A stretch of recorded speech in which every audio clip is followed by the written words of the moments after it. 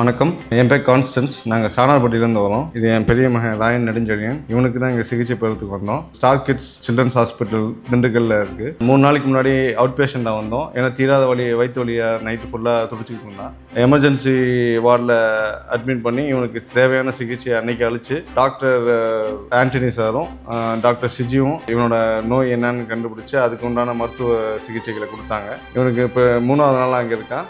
இன்றைக்கி நாங்கள் டிஸ்சார்ஜ் ஆக போகிறோம். இந்த 3 நாளில் இவனோட நோய் என்ன, இவனுக்கு என்ன பிரச்சனை இருக்குது, அதுக்குண்டான மருந்துகள், அதுக்குண்டான சிகிச்சைகளை வந்து சிறப்பாக கொடுத்து இவனை குணமாக்கிட்டாங்க. இப்போ பையன் நல்லா தான் இருக்கான். முக்கியமாக சொல்ல போனோம்னா டாக்டரும் சரி, நர்சிங் டீமு எல்லாமே வந்து ரொம்ப பொலைட், கம்பேஷனேட்டாக, ரொம்ப பாய்ஸ்டாக ஒர்க் பண்ணாங்க. எந்த ஒரு எமர்ஜென்சி சுச்சுவேஷன்லையும் அவங்க பதட்டப்படாமல் சரியான முறையில் வந்து செயலாக்கம் செஞ்சாங்க. அதனால் இன்றைக்கி இவன் நல்லா இருக்கான். திருவள்ளுவர் வந்து மருத்துவர் எப்படி இருக்கணும் அப்படிங்கிறதுக்காக ஒரு திருக்குறள் எழுதியிருக்காரு. அதை நான் இங்கே கண்டிப்பாக சொல்லி ஆகணும்.